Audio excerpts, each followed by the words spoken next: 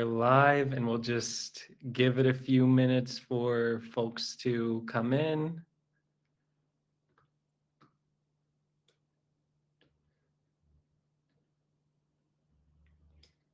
Maybe a minute.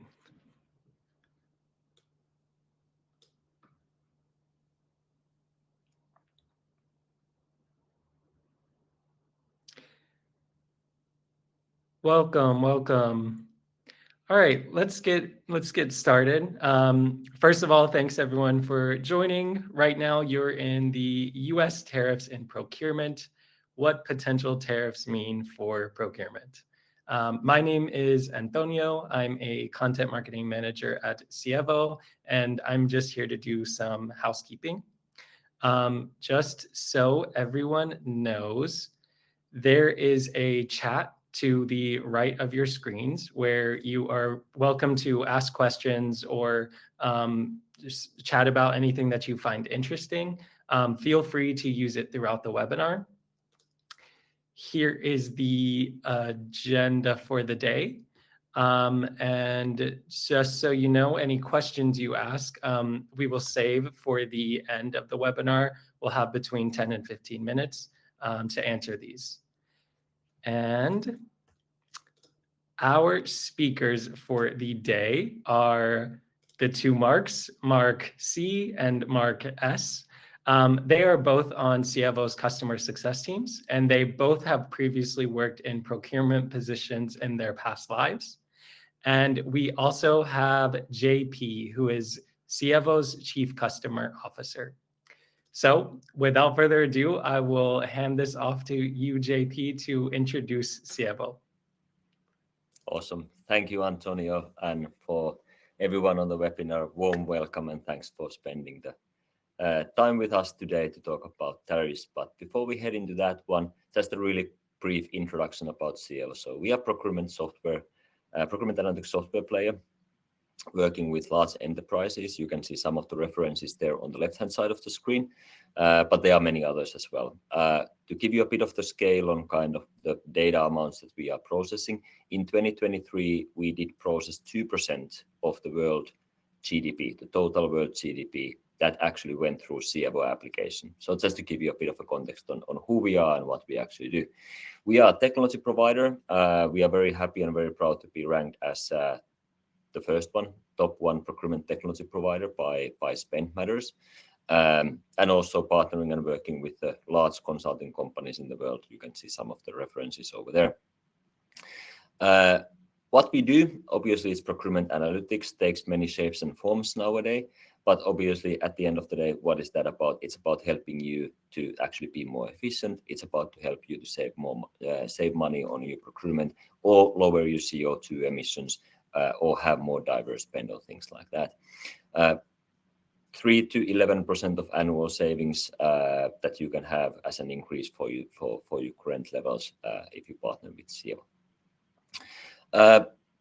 That's enough about Sievo at this stage. Let's jump into the actual content of the webinar. So we are here to talk about tariffs, but before we head into that one, what we would like to share beforehand is just some kind of a recap of the history. So what kind of learnings can we take from the unprecedented events, disturbance that has happened in the history? Bit of a recap over there. A few things we have selected here for the webinar today.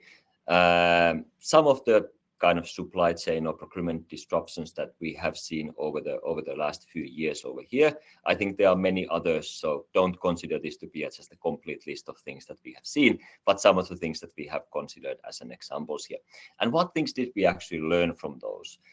Picking up from COVID-19 here, I think data is new oil has really been kind of the slogan for the past and for the many years already.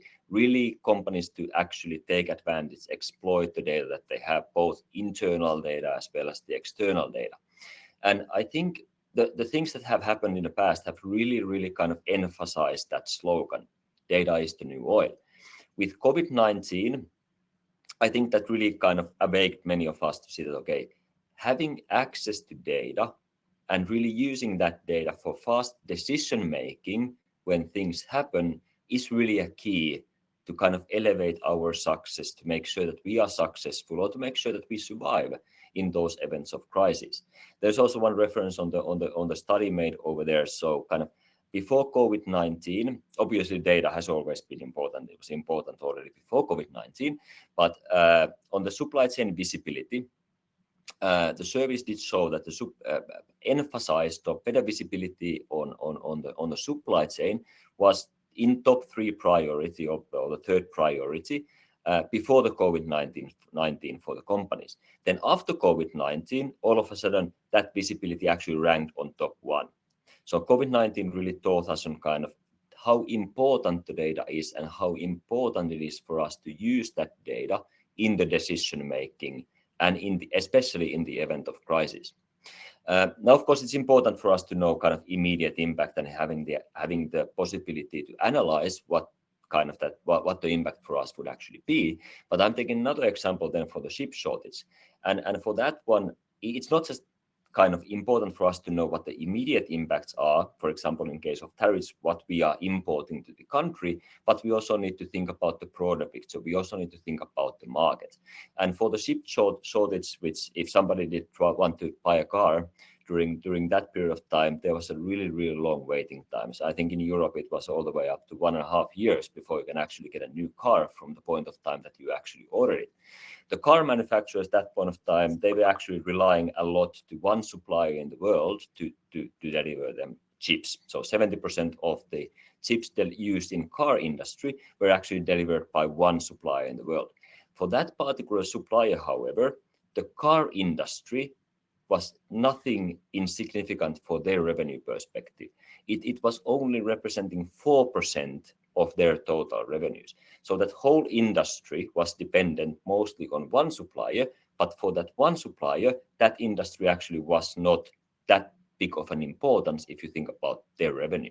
So it's also important not just to know your immediate impact, but also kind of what is your position and what kind of cascading effects these kind of disruptions can have.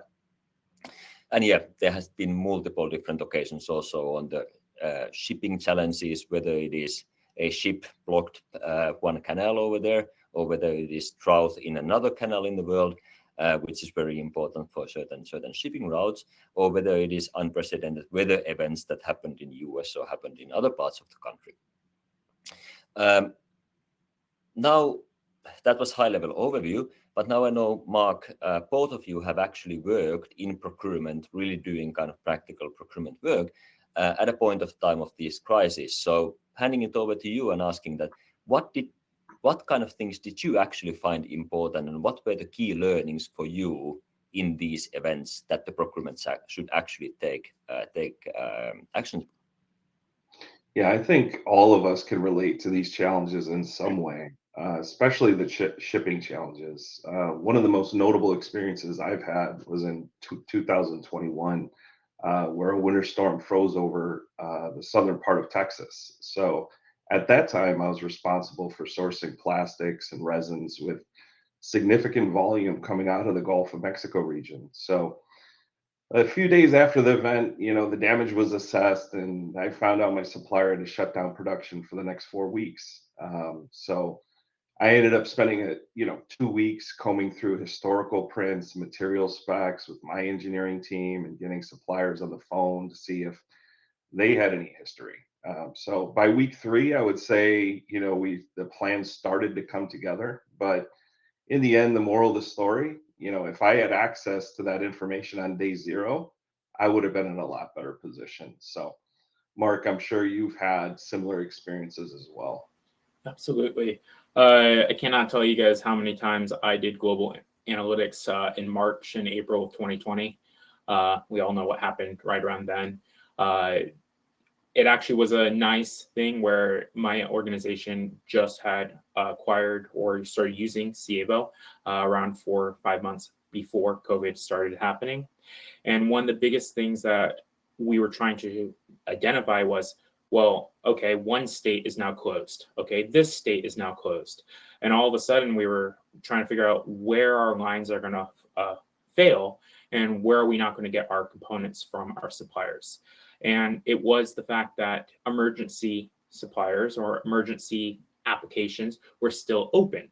So all of a sudden, that small mom and pop organization in southern Georgia who is making a single O-ring for an engine, they think, oh, we can't work, we have to shut everything down. And because I had the data at hand, I was actually able to identify, okay, this O-ring goes into this engine goes into a fire truck. This means we are good to keep producing as long as it was safe. So giving that data really was valuable. So data is the new oil, and that's something that, especially in the moment of crisis, it is really good to have that on your fingertips. That really helps businesses to survive. Of course, why is important for the procurement? Yes, we are the gatekeepers for the upstream ecosystem data, suppliers, commodities, services, and so forth, and especially important for the events of crisis as well as disruptions. But hey, that's enough for the historical recap here, and let's go into the tariffs, so the actual topic for today. I did ask for a AI to generate me a picture of tariffs. So kind of what are tariffs, why do they exist, how do they actually work? That's what you get as an end result. So something which looks to be a really chaotic, really kind of and complex. Yes, you have multiple things happening all over the place. Nobody knows what's actually happening. And it's really hard to identify from the picture on what should I actually take as a learning from that one. Now, we want to take a slightly different approach. Obviously, there is a lot of uncertainty. There is a lot of things that we do not know. There are things that we cannot predict on what will actually happen. But at the end of the day, tariffs, not that simple, not that complex of a thing, really. Of course, there are lots of details that you need to take into consideration, but you do not need to master all of them in order for you to actually have enough data, in order for you to actually have enough confidence to make decisions or at least start actions which are directionally right. So let's try to keep the thing simple here. And what I will do, I will actually hand it over to the experts here to talk more about what things to actually take into consideration. So Mark, please go ahead. Yeah, great. Thanks, JP. So on these next 5 to 6 slides, Mark and I are going to focus on defining what a tariff is, how to determine who's responsible for the payment, the difficulty in understanding the business impact based on the type of organization you're in. And although a bit boring, we'll be reviewing key terms and definitions that really are important to determining tariff impacts. So what is a tariff? It's essentially a tax imposed on by governments on imported goods to regulate trade, protect domestic manufacturing, and generate revenue. Transactionally, tariffs operate much like duties. And they're collected at the time of import by Customs and Border Patrol. So who pays the tariffs? The importer of record is responsible for paying the tariffs, and it's calculated based off the value in the country of origin of the product. So as we get into the country of origin, I think this one is probably one of the most important things to understand. There's a lot of good information on this slide, but for time's sake, I'm going to keep it high level. So things are really easy when there's a single country involved, but the important part is to understand how to define the origin if components are coming from various countries. So there's a misconception that all products shipped from a tariff-imposed country will incur the tariff tax. Well, that's really not the case. So at a high level, it's where the product became the product. I like the example here on the third column. So a jacket's made in China. That jacket is then sent to Japan, where a patch is applied. The goods are then shipped to the U.S. So the country of origin is actually going to continue to remain China because those patches aren't a significant enough change to that original jacket. So moving on to Incoterms, this is another defining term here that Mark could help get through. Perfect. Thanks, Mark. So as Mark mentioned, Incoterms is the next part of who owns the responsibility, who owns the legality, who owns the product. It's basically understanding from the time the item leaves your supplier to the time it arrives to your organization, who owns that. If the ship goes down while bringing it across the ocean, what happens? If all of a sudden when the boat leaves Asia and there's currently a 10% tariff, and then a month later when it arrives in Los Angeles, there's a 30% tariff. Who owns that? That's exactly what Incoterms is defining. This image, I've seen this image for the last decade. It's constantly the same Incoterms one I've seen. Everyone likes to use this. These are some of the common Incoterms that are available. We always know, say, free on board or say Ex Works. They are defining who owns what. I'm going to talk a little bit more about DDP in the next slide, but for now, let's focus on, say, free on board or Ex Works. If we look at Ex Works, we understand that us, the buyers, we are taking responsibility for everything with this.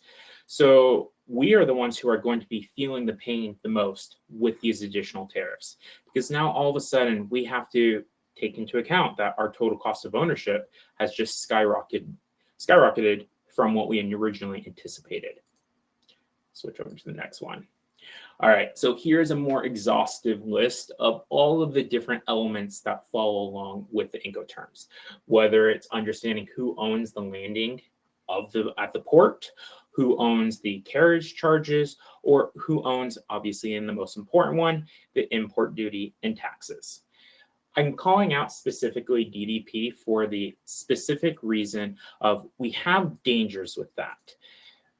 Tariffs are based off of the cost of goods sold, not necessarily the actual selling price to you.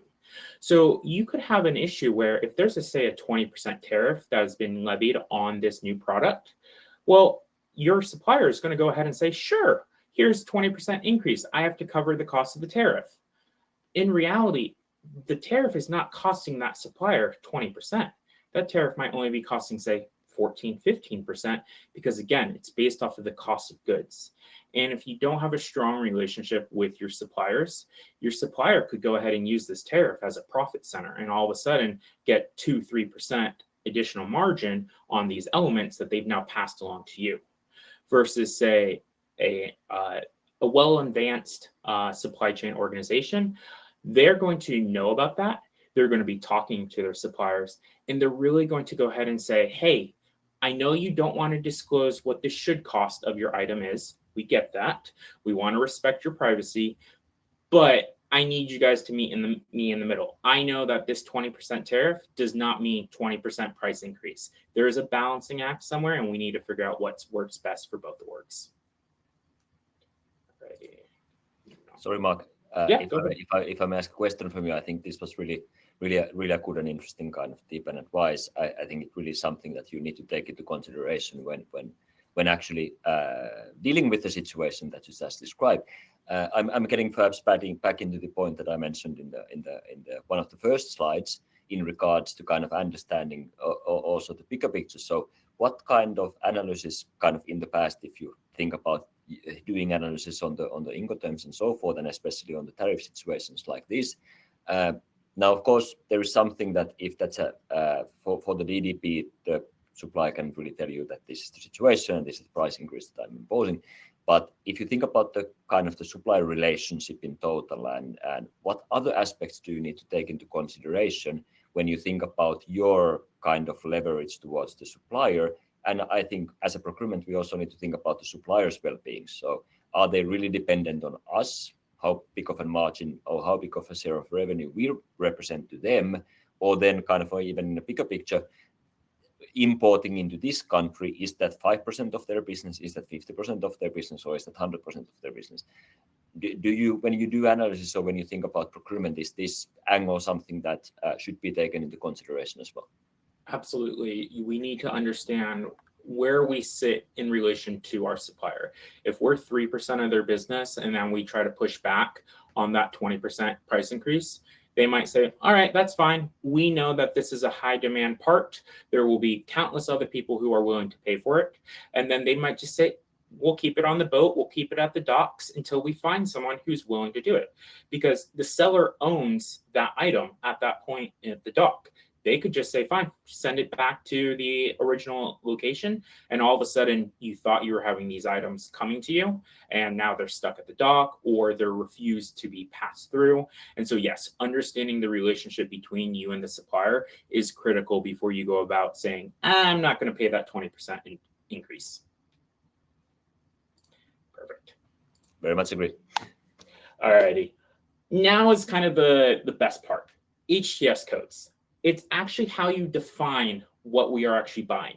Going back to that jacket example, well, how do you know what is a jacket? What is the equivalent of a jacket? Because if I say a jacket to, say, Mark or JP, they might think one thing. If I say jacket to someone else, they might think it's entirely different. So HTS codes are going to be kind of those global codes that help define what the items are. HTS code 123 might have a 10% tariff. HTS code 124 might not. So being able to leverage your internal data or material harmonizations or AI is critical to be able to understand what exactly is the item. Because we don't want to have to pay for additional tariffs if that item could be exempted or being classified as something that isn't under the tariff implications. So HTS codes, long story short, you need to be able to accurately define them. There is the idea to use AI. AI is always great, but AI could be a little bit dangerous if all of a sudden the AI says, go ahead and categorize it to this. The US government thinks it's something different. And now all of a sudden you're in hot water of, oops, we accidentally look like we are avoiding tariffs. And sorry to interrupt you again, but I think this is really a good point, and it's great that you mentioned AI here, because I think AI can really help you kind of on getting the coverage, get kind of the first pass. This is what the situation is, but I think you should not kind of 100% rely on that, because at the end of the day, it's your responsibility, and you really need to make sure that the data is actually accurate and correct. But the AI is good use for the first pass, and then I also feel that it's not kind of one or the other game. So you might have some of the HTS codes already available in your system. You might have some of those reported by your supplier. And all of this needs to come together. And I think you need to kind of take the data from where you actually get it from. And you need to put it together, and then you need to use the data. But then, of course, at the end of the day, you need to really make sure that the data is correct and that the data is actually used appropriately to the purpose where you use it in, right? Exactly. And I think that's a great transition over to our next slide, which is going to describe what data points you guys do have.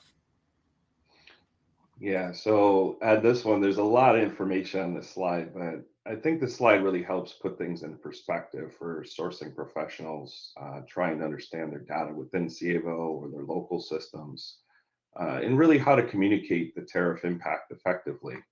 I think the easiest way to start out is on the left-hand side with an example. So over the past month, clients have been asking for my advice on how they can use their data in Sievo to determine a financial impact of the new tariff laws. So my first response is always to look for country of origin data, because if I know the country of origin, I'm certain that the tariff law will be applicable. Now, if both country of origin and Incoterms are known, I can determine who's liable, me or the supplier. So at that point, my confidence level is now 100%. So as I go down that arrow, my confidence level decreases a bit. Knowing only ship from location, it's a good data point and better than supplier country, but I can't be 100% confident because the country of origin may actually differ from the ship from. I would say supplier country is probably the most available data point because this comes from vendor masters, but it can be misleading because this is typically AP data, and many suppliers have corporate headquarters in the United States or other countries. So shifting over to the right-hand side of the slide, we're looking at the accessibility of data among different organizations in the supply chain. So if you're a manufacturer, well, You obviously know where you're producing, so there's really no questions there. For tier one suppliers, most buyers should know the country of origin, and the data is usually available in local systems. And look, if your organization is a wholesaler or distributor, it can be extremely difficult to get your hands on this data. Nonetheless, no matter where you sit in the supply chain, if you know the country of origin of your products, you'll at least know there's a potential for financial impact. So the question is, will your supplier absorb the tariff, or will they pass it along to you?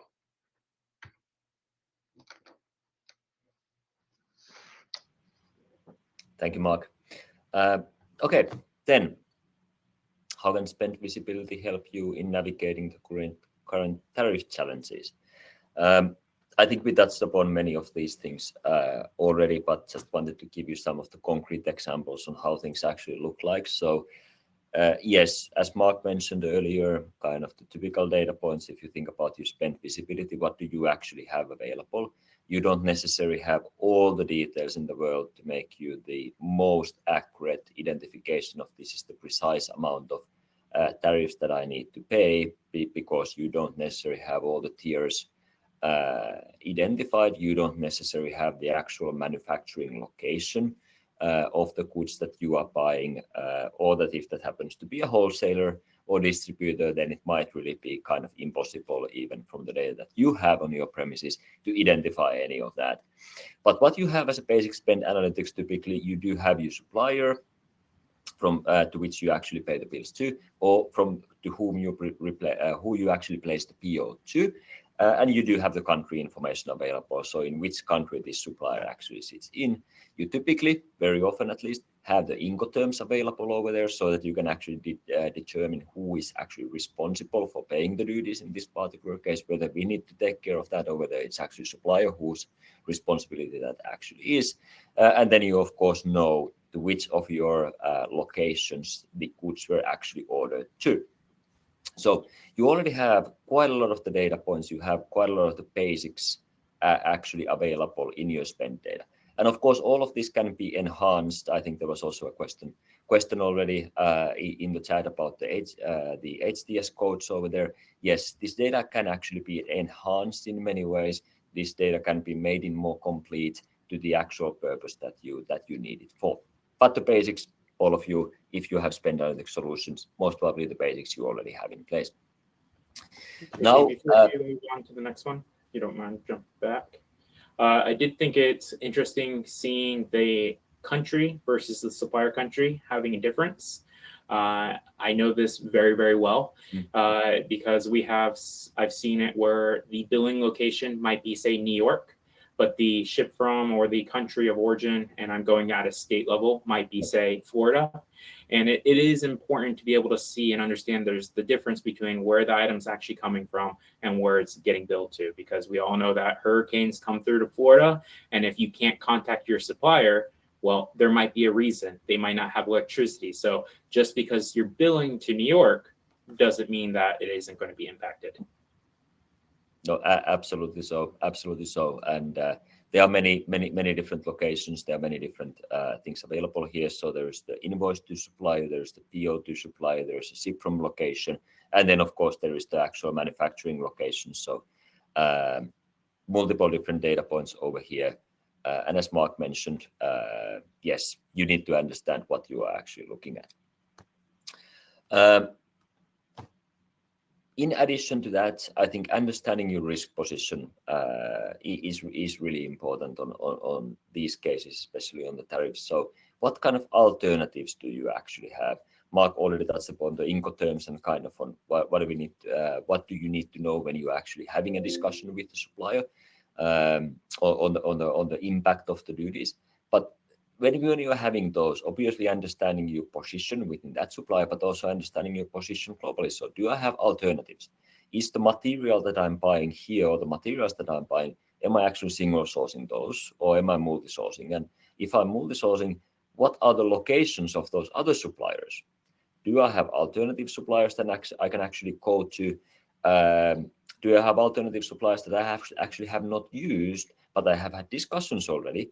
That I can actually shift the demand towards. So it's not only about just thinking on what did I do in the past, but also thinking about your alternatives, thinking about your risk position, thinking about what can I actually do, what is my position in the market, and how can I actually defend my position, and how can I make sure that we come as a winner, as an out of this. And now, Mark, I'm handing it over to you on the scenario planning. So what can you do then to simulate the impact of the tariffs? Exactly, because we've seen the numbers thrown around so often. I've seen 10%, I've seen 30%, I've seen back to 15%. And it's very difficult to follow and understand, where do we draw the line in the sand? Where is our BATNA? And so some of the applications that Sievo can provide is this what if scenario planning. Being able to know, okay, so if the tariff hits, say, 18%, that is enough percentage where the total cost of ownership is actually cheaper to bring the manufacturing back to the US and go ahead and have that US manufacturing versus risking, okay, well, right now they're saying either a 10% or a 20% tariff. 10%, we're still fine. 20%, we're starting to lose margin. But that 20% easily could lead into, say, 30, 40%. So we want to be able to kind of understand what we could potentially do and kind of understand how we want to approach it from there. All righty. And there are a lot of hidden costs behind our tariffs. Right now, the biggest one, the hidden cost that we're not even going to even kind of see, we're going to more feel, is electricity. We know what happened, say, in Europe the past couple of years with the Russia pipelines going through Ukraine, causing the reduction of available gas, natural gas for Europe, increasing the prices of electricity throughout all of Europe. Well, electricity price has a huge impact on some of our different industries, such as glass, cement, aluminum, smelting. All of those things are heavily electricity required industries. So we need to be mindful that these tariffs, they might not have a direct impact to you, but you can start seeing these tariffs as a tier 2, tier 3 cost, as well as there's are even costs such as who is tracking the tariffs? How do we go about working with the government? Each organization might need to hire 1-2 people just to focus on tariffs now. So it is a lot of hidden costs as well to tariffs, but obviously more data gives you more visibility.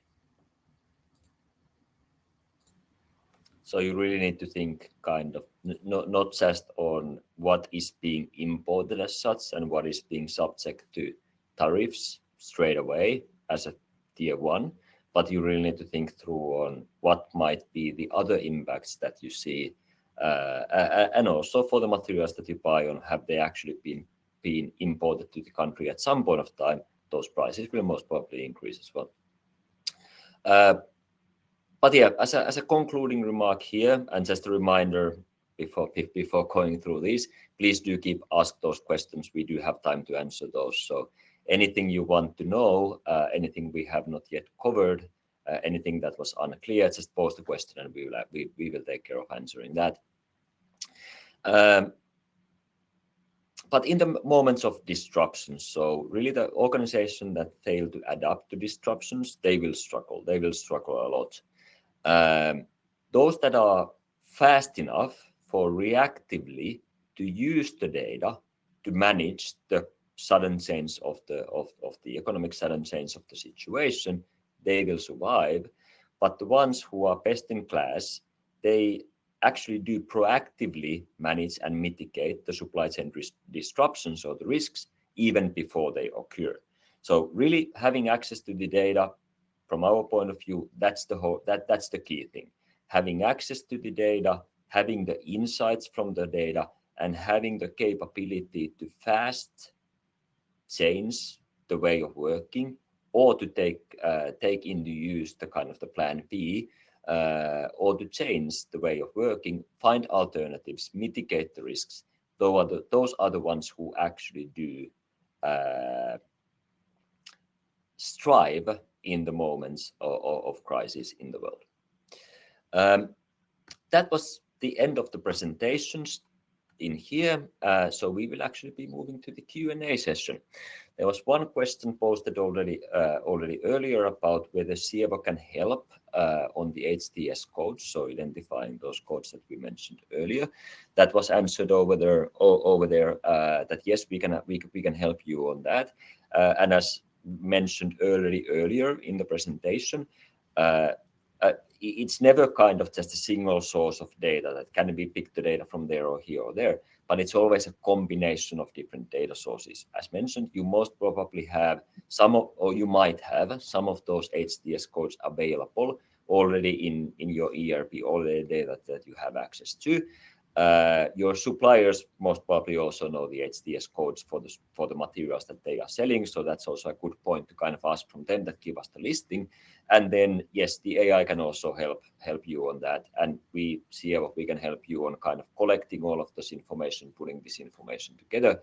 But also what was mentioned by Mark over there is that at the end of the day, the responsibility of really kind of making sure that that data is accurate, especially if you are importing something to the country, you need to deal with the government over there, and you need to then, when you are importing goods to the country and making those declarations, you need to make sure that the actual data that you are presenting is correct.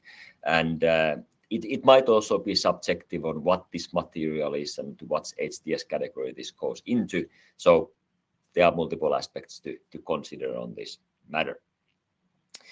Okay, I think that question was answered already, but there was another question on that as well. So I hope that gave a bit more of a clarity on that. Other questions that are there, and also both marks over here, please do feel free to chime in and pick the questions you think you can answer. So help me out in here. Yeah, I can jump in, JP. Okay. So tariff impact, standard functionality in the spend module. Yes and no. It is based off of what data points you do have available. Oftentimes we go based off of invoice as a source of truth. So please, if you are a current client, please go ahead and work with your customer success manager or your key account manager to determine if that fields necessary are available, and we can look at exploring if that's an option for you. Otherwise, jumping over to Antonio's question of, have we been in a tariff exposed incident and had to find alternates? Yes. Back in, say, 2016 through 2020, most of the tariff war was China-based. I worked for an engine manufacturer who had heavy footprint in the Southeast Asia region. At that time, we had to go ahead and decide, do we want to either spin up an entire manufacturing location in that Southeast Asia region to avoid the tariffs and pay just on the one final end good? Or did we want to go ahead and continue to outsource? At the time, we did do the analytics, and the decision was to continue paying the tariffs as we went ahead and we expanded on one of our facilities. So we did kind of both sides. We paid the tariffs temporarily. We then expanded the plant location to then allow for more manufacturing at that location. And then that was a way that we could effectively get around the tariffs, because there were certain goods that were being marked as a tariff versus other goods were not, because they were considered critical components.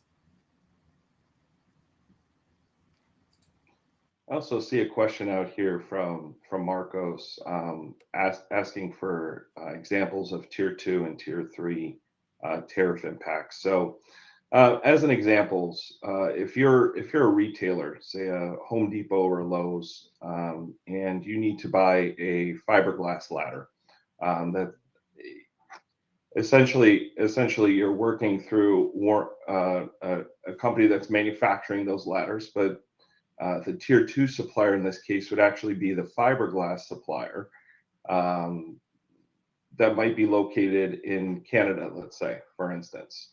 So that would be an example of where you would have a tier 2 supplier that could be subjected to tariffs in terms of energy related tariffs, right? Mark talked about that a little bit. So going into the making of fiberglass, there's a lot of energy involved, electricity, natural gas. So I feel like that's a good example of where you'd be impacted with a tier 2 tariff. Just adding on to that one, I actually watched a video last night about aluminum in the US. The fastest in the US we will be able to get a new aluminum smelting location is 5 years. In addition to that, you need to go ahead and work with the local municipalities in order to get an agreement with that electricity company to provide electricity at a guaranteed rate for 20 to 30 years. How can any aluminum location or company decide, okay, let's go ahead and build new facilities when all of a sudden the cost of electricity could double, triple based off of where you are located? Say if you are in the Northeast, which does heavily rely on energy from Canada, which could be impacted by that tariff. So everything that uses aluminum, from airplanes to soda cans, all will have a slight increase because of that tier 2, tier 3 aluminum tariff cost.